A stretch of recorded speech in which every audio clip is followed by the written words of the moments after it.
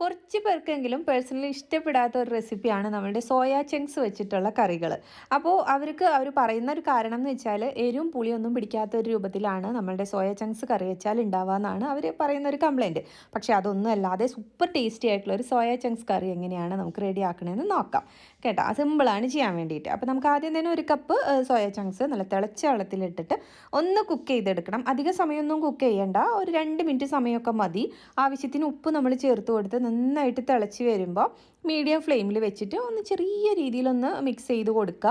1 minute ഒന്ന് wait ചെയ്യുക. അതിന് ശേഷം നമുക്ക് അത്യാവശ്യം വീർത്ത് വരും നമ്മളുടെ സോയ. വലിയ സോയയൊക്കെ ആണെങ്കിൽ നമ്മൾ ഇതുപോലെ കുതിർത്തി എടുത്തതിന് ശേഷം ഒന്ന് കട്ട് ചെയ്തിട്ട് കറി വയ്ക്കുന്നതാണ് നല്ലത് കേട്ടോ. നമുക്കെപ്പോഴും ഇതുപോലെ ചെറിയ സോയ അവൈലബിൾ ആണ്, അപ്പോൾ നമ്മളത് വാങ്ങിക്കുന്നതാണ് കൂടുതൽ എനിക്കിഷ്ടം. അപ്പോൾ ഇതാ നമ്മൾ സോയ ചങ്ക്സ് ഒന്ന് കുക്ക് ചെയ്തെടുത്തിട്ടുണ്ട്. 2 മിനിറ്റ് മാത്രമേ നമ്മൾ കുക്ക് ചെയ്തിട്ടുള്ളൂ കേട്ടോ. അപ്പോൾ നമ്മളൊന്ന് എന്താ പറയുക, വെള്ളത്തിൽ നിന്ന് മാറ്റിയെടുത്തിട്ടുണ്ട്. ഇനി ഇത് കഴുകിയെടുക്കണമെന്ന് നിർബന്ധമൊന്നും ഇല്ല കേട്ടോ. കഴുകണം എന്ന് വെച്ചാൽ നിങ്ങൾക്ക് പച്ചവെള്ളത്തിൽ ഒന്നും കൂടി കഴുകിയെടുത്താലും കുഴപ്പമൊന്നുമില്ല. വെള്ളമൊക്കെ മാറ്റിയതിന് ശേഷം നമുക്കൊന്ന് എടുത്തു വയ്ക്കാം. എന്നിട്ട് നമുക്ക് നമ്മളുടെ മസാല ഒന്ന് റെഡിയാക്കി എടുക്കണം. അപ്പോൾ അതിന് വേണ്ടിയിട്ട് നമ്മൾ സവാളയും മസാലയും എന്താ പറയുക കുറേ സമയം വഴറ്റിയിട്ടൊന്നുമല്ല നമ്മളുടെ ഈ റെസിപ്പി ചെയ്യണത് കേട്ടോ. അപ്പോൾ നമുക്കിപ്പോൾ വേണ്ടത് മിക്സിയുടെ ജാർ എടുത്തിട്ടുണ്ട്. അതിലേക്ക് ഒരു 2 മീഡിയം സൈസ് സവാള നമ്മൾ എണ്ണയിലൊന്ന് ഫ്രൈ ആക്കിയിട്ട് നമ്മൾ എടുത്തിട്ടുണ്ട്. ബിസ്ത റെഡി ആക്കൂലേ നമ്മൾ ബിരിയാണിക്കൊക്കെ, അപ്പോൾ അതിന് അതേപോലെ നമ്മൾ ഫ്രൈ ആക്കി എടുത്തിട്ടുണ്ട്. അതിലേക്ക് ഒരു 10-12 കാഷ്യൂനട്ട് ചേർത്ത് കൊടുത്തിട്ടുണ്ട് കേട്ടോ. എന്നിട്ടൊന്ന് ജസ്റ്റ് ക്രഷ് ചെയ്തെടുക്കുക.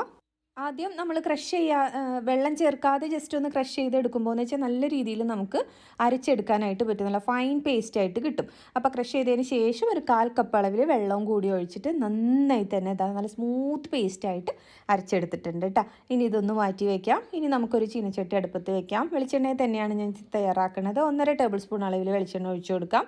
ഒരു 3 ഗ്രാമ്പു, 3 ഏലക്ക, ഒരു കുഞ്ഞു കഷ്ണം പട്ട, അതോടൊപ്പം ഒരു 1/2 ടീസ്പൂൺ അളവിൽ ജീരകവും കൂടി ചേർത്തിട്ട് ഒന്ന് മൂപ്പിച്ചെടുക്കുക. അതോടൊപ്പം തന്നെ 1.5 ടീസ്പൂൺ അളവിൽ ഇഞ്ചി വെളുത്തുള്ളി പേസ്റ്റും കൂടി ചേർക്കണുണ്ട് കേട്ടോ. എന്നിട്ട് അതിൻ്റെ പച്ചമണമൊക്കെ ഒന്ന് മാറി വരുന്നത് വരെ ജസ്റ്റ് ഒന്ന് വഴറ്റിയെടുക്കുക. അപ്പോൾ ഒന്ന് ചെറിയ രീതിയിലൊന്ന് മൊരിഞ്ഞ് വരുന്ന സമയത്ത് നമുക്ക് ഒരു മീഡിയം സൈസ് തക്കാളി നല്ല പേസ്റ്റാക്കി എടുത്തിട്ടുണ്ട് മിക്സിയുടെ ജാറിലിട്ടിട്ട്. ആ തക്കാളി പേസ്റ്റും കൂടി നമ്മൾ ചേർത്ത് കൊടുക്കുക. എന്നിട്ട് നന്നായി തന്നെ ഒന്ന് മീഡിയം ഫ്ലെയിം കീപ്പ് ചെയ്തുകൊണ്ട് ഒരു 2 മിനിറ്റ് സമയം ഒന്ന് വഴറ്റിയെടുക്കുക കേട്ടോ. അപ്പോൾ നല്ല തിക്കായിട്ടുള്ളൊരു ഗ്രേവി ആയിട്ട് കിട്ടും. എണ്ണയൊക്കെ ചെറിയ രീതിയിലൊന്ന് തെളിഞ്ഞ് വരും. ഈ സമയത്ത് നമ്മൾ നേരത്തെ കുക്ക് ചെയ്ത് മാറ്റി വെച്ചിരിക്കുന്ന നമ്മുടെ സോയ ചേർത്ത് കൊടുക്കാം. എന്നിട്ട് നന്നായി തന്നെ ഒന്ന് മിക്സ് ചെയ്തെടുക്കുക. നമ്മളുടെ തക്കാളിയുടെ മസാലയിൽ നന്നായിട്ടൊന്ന് കോട്ടായിട്ടിരിക്കുന്ന രൂപത്തിൽ തന്നെ അത്യാവശ്യം നമ്മുടെ സോയയിലുള്ള വെള്ളമൊക്കെ ഒന്ന് നന്നായി വറ്റിപ്പോവുകയും ചെയ്യും കേട്ടോ ഇങ്ങനെ ചെയ്യുന്ന സമയത്ത്.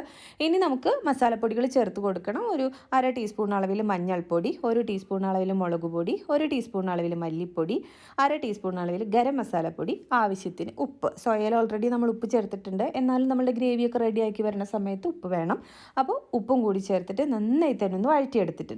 എന്നിട്ട് നമ്മൾ നേരത്തെ തന്നെ തയ്യാറാക്കി വെച്ചിരിക്കുന്ന നമ്മുടെ ഒനിയനും കാഷ്യൂവും കൂടിയിട്ടുള്ള പേസ്റ്റ് ചേർത്ത് കൊടുക്കാം. അതോടൊപ്പം നല്ല പുളിയില്ലാത്ത നല്ല കട്ടി തൈര് ഒരു 1/4 കപ്പ് അളവിൽ നമ്മൾ ചേർത്ത് കൊടുക്കുന്നുണ്ട് കേട്ടോ. അപ്പോൾ അതും കൂടി ചേർത്ത് ഒരു 3 പച്ചമുളകും കൂടി ചെറുതായിട്ടൊന്ന് കട്ട് ചെയ്തിട്ട് ചേർക്കുന്നുണ്ട്. എന്നിട്ട് നന്നായി തന്നെ വഴറ്റിയെടുക്കുക. ഒരു മീഡിയം ഫ്ലെയിം തന്നെ കീപ്പ് ചെയ്ത് ഒരു 2 മിനിറ്റ് സമയം വഴറ്റുക. അതിന് ശേഷം മാത്രം നമുക്ക് ആവശ്യത്തിനുള്ള ഗ്രേവിക്ക് ആവശ്യമായിട്ടുള്ള വെള്ളം ഒഴിച്ചു കൊടുക്കാനായിട്ട് പാടുള്ളൂ കേട്ടോ. അപ്പോൾ നന്നായി ഒന്ന് വഴറ്റിയെടുത്തിട്ടുണ്ട്. ഇനി ഒരു 1/4 കപ്പ് അളവിൽ വെള്ളം നമ്മൾ ചേർക്കുന്നുണ്ട്. ഗ്രേവി എത്രത്തോളം നിങ്ങൾക്ക് വേണമെന്ന് വെച്ചാൽ അത്രയ്ക്ക് വെള്ളം ചേർക്കാം കേട്ടോ. നമ്മളിപ്പോൾ ഒരു 1/4 കപ്പ് അളവിൽ ചേർത്തിട്ടുണ്ട്. അപ്പോൾ അത്യാവശ്യം നല്ല തിക്കായിട്ടുള്ളൊരു കൺസിസ്റ്റൻസിയിലാണ് നമ്മൾ ഈ കറി റെഡിയാക്കുന്നത് കേട്ടോ. അപ്പോൾ ഈ വെള്ളം നോക്കണ്ട, കുറച്ച് സമയം കഴിയുമ്പോഴത്തേനും നല്ല തിക്കായിട്ട് നല്ല സൂപ്പറായിട്ടുള്ള കറിയായിട്ട് നമുക്ക് കിട്ടും കേട്ടോ. അപ്പോൾ ഈ സമയത്ത് നമ്മൾ ഉപ്പൊക്കെ നോക്കുക. നന്നായിട്ട് തിളച്ച് കുറുകി വന്നിട്ടുണ്ട്. ഇനി ഇച്ചിരി കഴിയുമ്പോൾ ഒന്നും കൂടി കട്ടിയാവും. അപ്പോൾ അതുകൊണ്ട് നമ്മൾ ഈ ഒരു രീതിയിൽ ഫ്ലെയിം ഓഫ് ചെയ്യാൻ പോവുകയാണ് കേട്ടോ. അപ്പോൾ അതിന് മുന്നായിട്ട് ഒരു ഇച്ചിരി കാര്യം കൂടി ഉണ്ട്.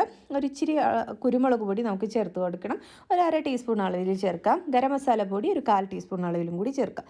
എന്നിട്ട് നന്നായി മിക്സ് ചെയ്തതിന് ശേഷം ആവശ്യത്തിന് മല്ലിയിലയും കൂടി ഇട്ടിട്ട് ചെറുതായിട്ടൊന്ന് മിക്സ് ചെയ്ത് നമുക്ക് സെർവ് ചെയ്ത് കഴിക്കാവുന്നതേ ഉള്ളൂ കേട്ടോ.